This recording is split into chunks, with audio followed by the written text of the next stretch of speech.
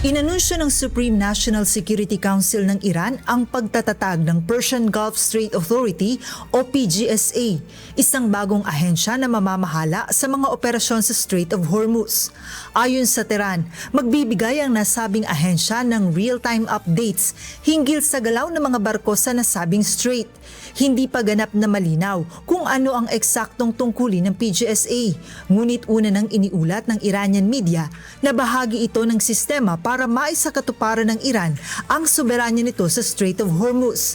Gayunman, simula nang sumiklab ang digmaan sa pagitan ng Iran, Estados Unidos at Israel noong Pebrero, malaki na ang naging pagbabago sa operasyon ng nasabing waterway.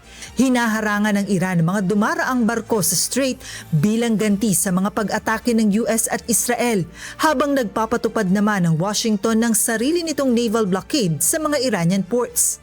Ayon sa mga ulat, nakakolekta na rin ang Iran ng toll o bayad mula sa ilang barkong dumaan sa Strait of Hormuz.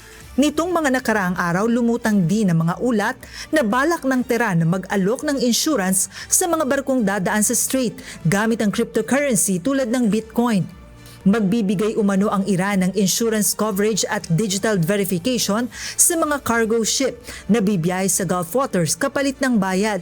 Samantala, binigyang babala naman ng Estados Unidos na posibleng maharap sa sanctions ang mga kumpanyang magbabayad sa Iran para sa safe passage sa Hormuz.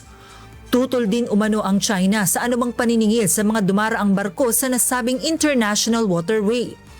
Sa nakaraang pagbisita ni Trump sa China, sinabi nitong isa sa pinag-usapan nila ni Chinese President Xi Jinping ang issue sa Hormuz at iginiit umano nito na dapat manatiling bukas ang nasabing ruta sa lahat ng mga barko.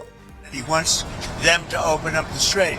But as he said, they closed it and then you closed them with a smile. And it's true.